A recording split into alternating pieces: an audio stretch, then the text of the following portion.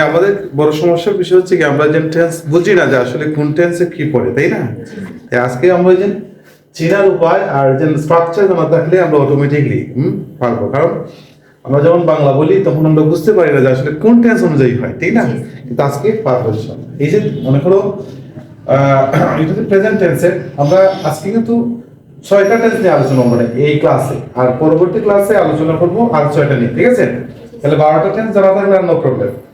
তো এখানে হচ্ছে প্রেজেন্ট ইনডিফিনিট টেন্স। কি টেন্স? Present tense.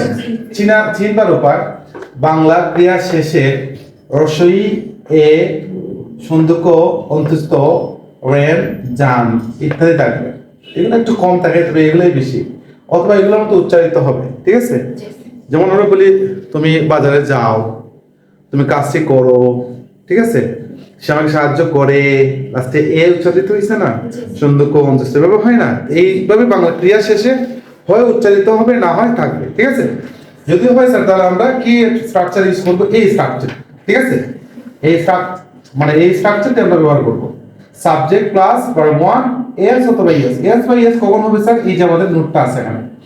সাবজেক্ট হিসেবে যদি he, she, it, any singular name, যে কোনো একটা নাম, Bangladesh, my father, my brother, my যে কোনো একটা ইনস্টিটিউশনের নাম, যে কোনো কিছু একটা নাম যদি হয় আর সেটা যদি সাবজেক্ট হিসেবে থাকে সেটা হবে ভার্বের সাথে এস বা ইএস। আমি একটা উদাহরণ দিচ্ছি এখান থেকে। যাই হোক, আমরা এই স্ট্রাকচারটি ফলো করব। বলা হবে সাবজেক্ট ভার্ব ওয়ান, তারপর এক্সটেনশন মানে আরো যা আছে তা।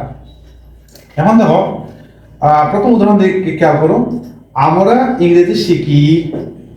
সবাই বলো, আমরা ইংরেজি শিখি। শেষে কি আসছে? এই রসই আসছে না? এইভাবে উচ্চারণ, তখন আমরা অটোমেটিকলি বুঝলাম এটা প্রেজেন্ট ইনডিফিনিট টেন্স। এটা কি tense? Present indefinite tense. It's okay. তো স্ট্রাকচারটি ফলো করো তো দেখলে কি হবে? সাবজেক্ট তাহলে আমার ইংলিশ কি? ওই সাবজেক্ট। তারপর হচ্ছে কি ভার্ব ওয়ান, তাহলে শিখা হে ভার্বটা কি? শিখি না?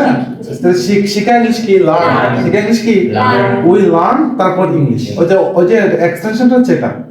তো এখানে আমরা এস বা এস লাগে নাই, কারণ আমাদের কি নাই, যে সাবজেক্ট হিসেবে এগুলা নাই। এটা হচ্ছে প্লুরাল হলে লাগে না, সিঙ্গুলারে লাগবে। আবার তারপর সিঙ্গুলার। ওকে, তারপর সে ইংরেজি শিখে। এ কি আসছে? এ। তাহলে আমরা কি পড়বো? যে সে ইংলিশ কি বলো? হি। আর শেখা ইংলিশ কি? লার্ন। তা লার্নের সাথে কি বসছে?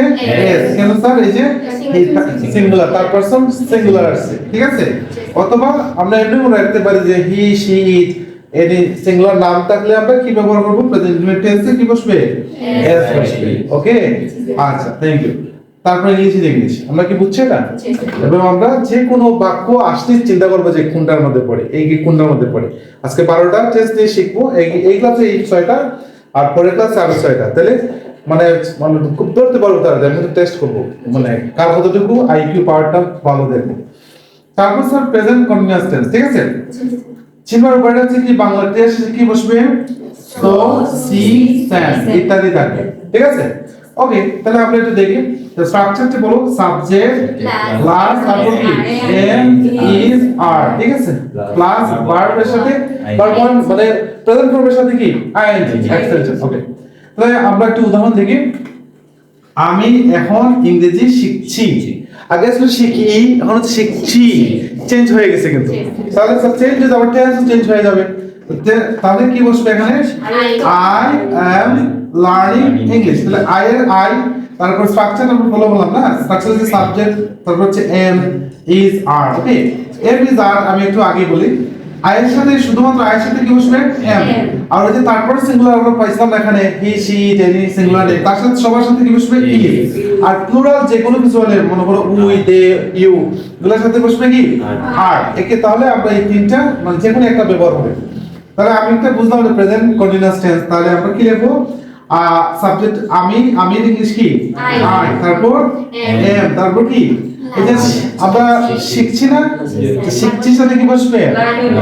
আমরা তো সাধারণত শিখা ইংলিশ বলে লার্ন, কিন্তু এই যে এটা আমরা কন্টিনিউয়াস বুঝলাম মানে চলমান, তার সাথে ভার্বের সাথে কি বসবে? আইএনজি। তারপর কি শিখছো? ইংলিশ। তারপর কি? নাও।